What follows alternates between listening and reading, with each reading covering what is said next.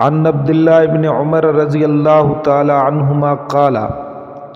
حضرت عبداللہ بن عمر رضی اللہ تعالی عنہما سے روایت ہے، وہ فرماتے ہیں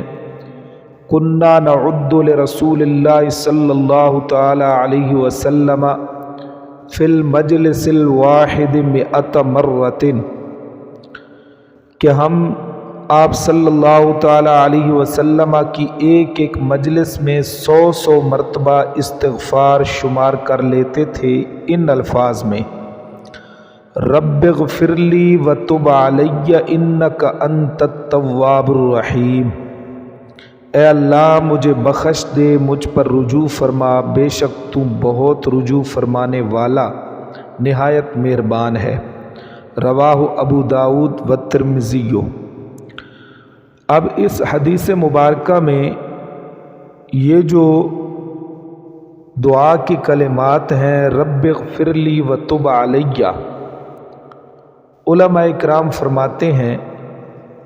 اس حدیث مبارکہ سے معلوم ہوتا ہے کہ توبہ اور استغفار کرتے وقت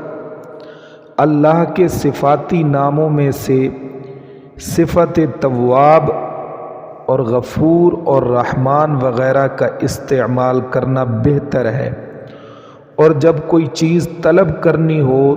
تو پھر صفت جواد کریم کا استعمال کرنا بہتر اور اولیٰ ہے۔